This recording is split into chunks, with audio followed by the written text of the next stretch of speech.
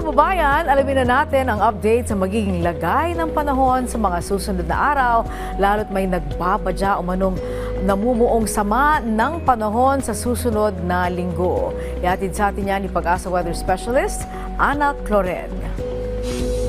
Magandang tanghali po sa ating lahat. Update po tayo sa magiging lagay na ating panahon na kung saan shearline pa rin po tsaka intertropical convergence zone yung magdudulot ng mga kalat-kalat na mga pag-ulan, mga pagkidlat at pagkulog, lalo na po sa may bahagi ng Quezon, Camarines Norte, Camarines Sur, Catanduanes at yung ITGZ nga magdudulot din po ng pag-ulan sa buong bahagi po ng Mindanao. Kaya doble ingat po sa ating mga kababayan dyan sa banta ng pagbaha at mga pagguho ng lupa. Samantala, sa may bahagi naman po ng Cordillera, pati na rin sa may Cagayan, ay makulimlim na panahon pa rin yung ating naasahan maghapon at may kasama po may hina hanggang sa katamtaman ng mga pag-ulan, dala pa rin po ito ng amihan.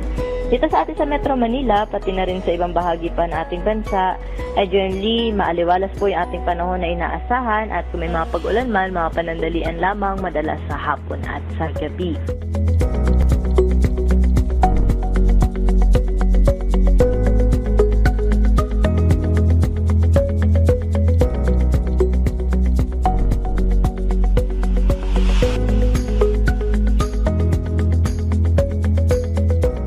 At wala pa naman po tayo monitor sa kasalukuyan na low pressure area o bagyo na posible maka-apekto sa ating bansa.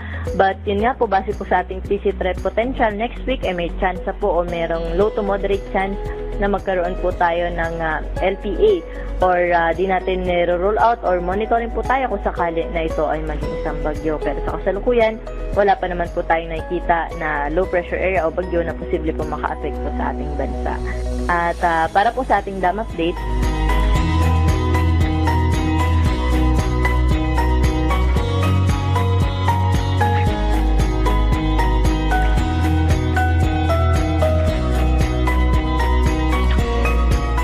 yan po yung latest dito sa Weather Forecasting Center. Ito po si Ana Cloren. Magandang tanghali po.